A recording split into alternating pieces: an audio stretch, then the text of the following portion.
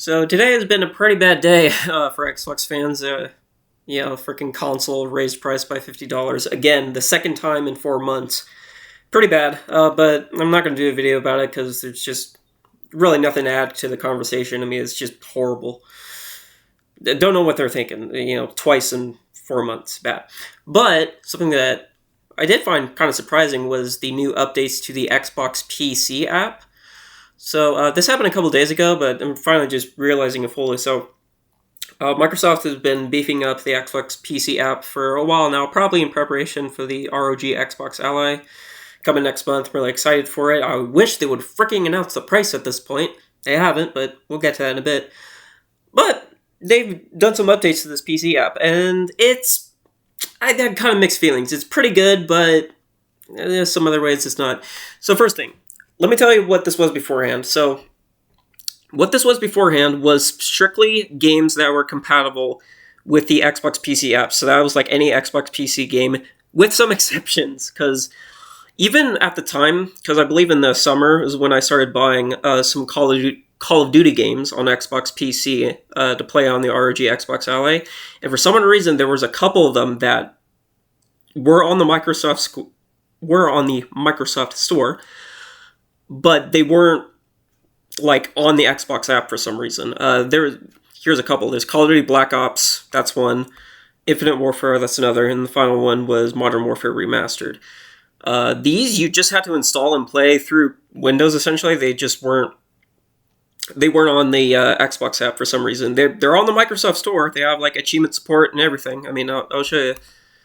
Yep, got my playtime, got my gamer score, even kind of captures, which is cool. I do like. So these games, these weird anomalies, okay, that just aren't on the PC app for some reason, they're not listed here, which is great. That's kind of a problem I have with the 360. Ever since the store shutdown happened, in order to like check your library, you just kind of have to know which games you already bought and kind of search it through the store, re-download it, and go through your download history. So that's great. So there's no confusion. The downside is we have all this info. We have captures, achievements, add-ons. That's great. The problem is you still cannot install these games or even play them. At least I don't think so. I haven't actually tried that. If there's a play button that can show up, but there's no install button, so that's not good. So yeah, you can click show in store, but for some odd reason, I don't know why, but it doesn't immediately open up this app. It opens up Edge browser, which is stupid. I don't know. Maybe they'll change that later. And then you have to click view app, and then the install button comes up. And I also own the DLC as well. Come on. Yeah, season pass. Okay. So that's cool. Could be better. I think for these games these anomalies, they really should have the install button and the play button there. But they've also added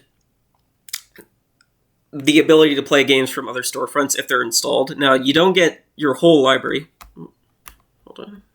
Oh, there we go. So you don't have your whole library. You only notified of games. Games will only show up here if they're installed onto your system.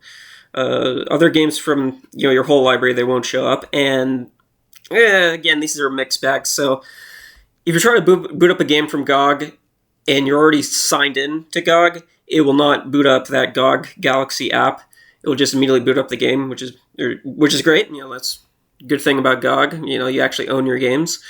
But for Steam, even if you're logged in, it will briefly open up the Steam app just to, I guess, authenticate it and then boot up the game. So I'll show an example here. Let's boot up Duke Nukem Forever.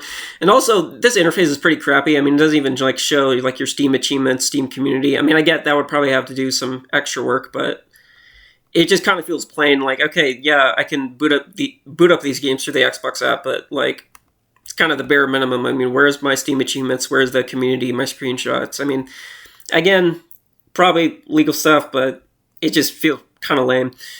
So anyway, we can't play that, and yeah, it's going to boot up Steam for a little bit and then boot up the game. So it is still pretty fast, but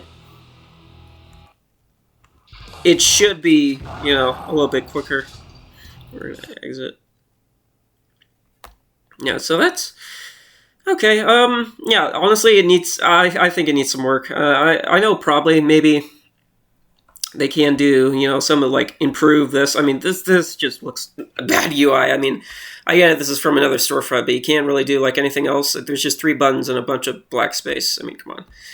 And I really do think for those weird anomaly games like Black Ops, like it even shows like if you go into owned games, if you go into owned, none of the stuff from other storefronts will pop up. It's only in installed is when like Steam and GOG stuff will show up. But these anomalies games, they'll show up. Black Ops 1, Infinite Warfare, Modern Warfare Remastered. You just can't, for some odd reason, install and play them.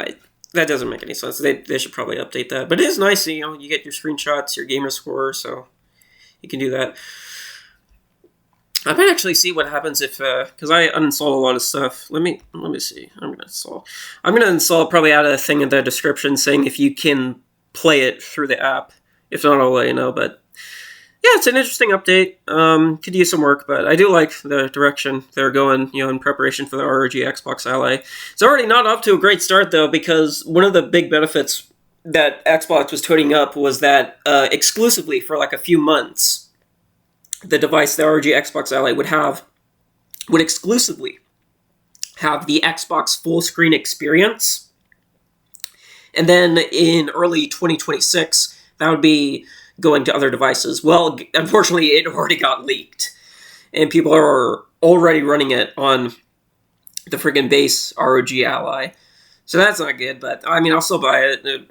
We'll see the price. It's pretty ridiculous, but we'll see. We have a pretty bad update that makes even less sense. So I have Black Ops 1 installed. It's not very large in size. Have it installed. Yep, no play button whatsoever. Now, there is a show in store button. View in store app. It's installed. There's not even a play button here. You actually have to open it up through, Windows. Yep, there's Black Ops multiplayer. Yay. That's where you can play it. But here's the ridiculous part that just doesn't make any sense. Okay. So there's notifications, okay? There's a play button right here, though. There's not one in the main menu, but there's a play button right here. Play button. Choose to play Black Ops or Black Ops multiplayer. I'll play, multiplayer's dead. What do you know? It boots up. Are you kidding me? You can't have that on the library menu, but you can have it through notifications. Are you kidding me?